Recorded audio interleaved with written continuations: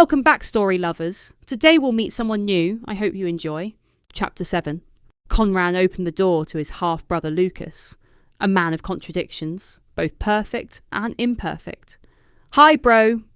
Lucas greeted him with a blast of life, grinning through his mess of abundant ginger hair, which curled around his tanned face and onto his shoulders. Conran smiled back, anticipating disaster and sensing both joy and dread. "Is it okay if I stay a while? I've got a good job in a warehouse working nights. It pays well." "Come in," Conran said with resignation, leading the way to the kitchen. He loved his brother and was always coming to his rescue, and probably always would. The physically short and slight figure followed the tall blonde with his girder limbs, as he had done when they were both children, the young cub following the lion. It had been the three of them, their mother and the two boys, a united front bonded by a deep love, until one of many ferocious fights was triggered. Lucas was full of contrast, shining enthusiasm one minute, transforming into a scowling and dour persona the next. "Back from your travels, then?" Conran uttered, as they sat on opposite sides of the table with mugs of coffee between them. "Yeah, the season's over. I'll earn some money and then be out of your way again." Lucas had a personality few understood. Although extremely bright, bullying and a dislike of authority meant he hadn't achieved at school. Self-educated and full of ideas, but with nobody willing to listen, caused frequent patches of crippling depression. Lucas's large heart, sharp insightfulness, and perceptive brain was his downfall. He could read people with a discerning accuracy, and was acutely aware of how he was judged by a world controlled by money and systems. A person born in the wrong time and place. Conran carefully listened to his brother's plans, giving him the time and undivided attention few could or would afford. In other countries where karma ruled, he would have received a different reception and been treated with genuine respect. At home, this wouldn't be the case. His tan would fade along with his hopes, and his face would become ravished and wild-eyed. "I'm getting older. It's time I tried to settle down," Lucas said earnestly. "I must make this next trip my last." "You're welcome to stay, but you will have to pay your way as money is short." "Don't look so worried," Lucas added. "I see things differently now." Deep into the afternoon, they discussed sports and computer games until the coffee was replaced by a bottle of whiskey. Conran bit his tongue and listened as Lucas's whining words against society and convention tumbled from his lips. Their viewpoints were in direct opposition. Conran chose to work hard and would hopefully reap some rewards, while Lucas saw labour as slavery and would only do enough to buy passage on a ship to freedom. However, Lucas was true to his word, and for many weeks he toiled for employers who viewed him as a mere number, making it clear that a single day off was a sackable offence. Conran was enjoying his brother's company, having all the pieces in place. He was climbing into bed when the phone rang. "I've just seen it posted on the internet by my dad's other son," Lucas said in a mournful, choked voice. "My dad's died." The tears and jumbled words flowed thickly, followed by a confused trickle of details.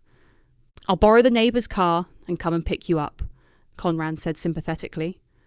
Once at home, Conran listened to Lucas's memories, which ignored all his father's failings.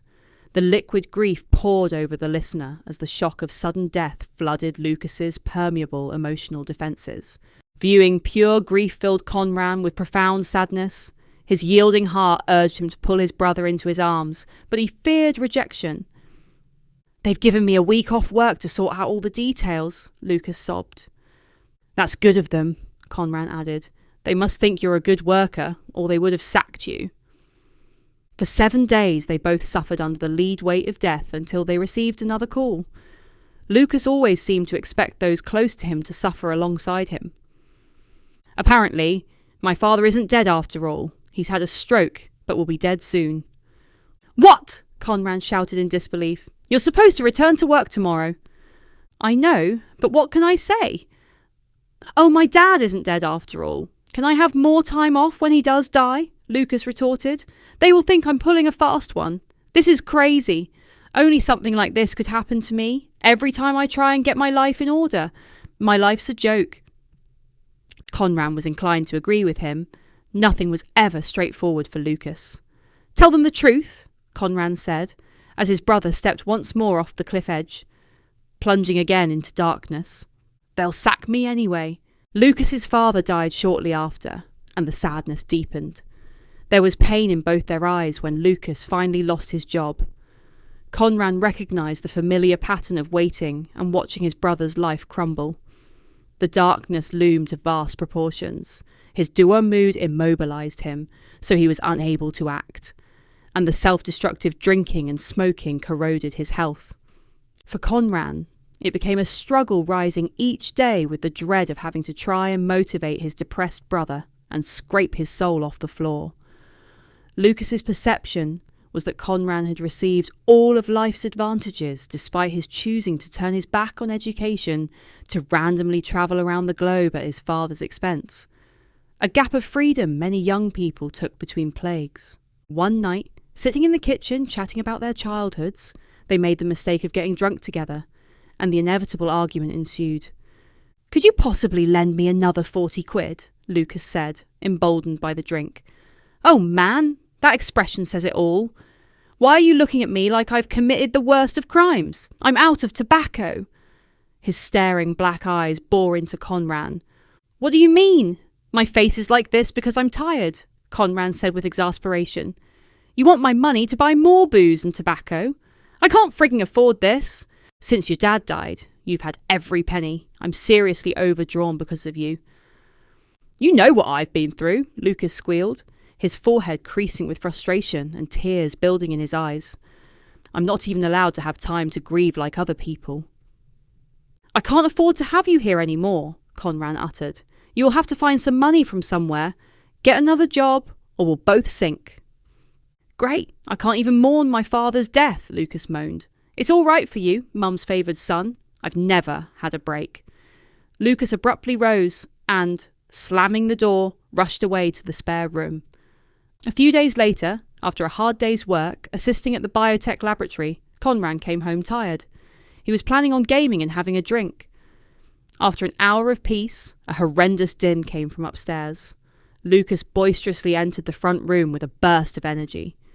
"You should listen to these guys," he said as the music blared. "Don't you think they're great?"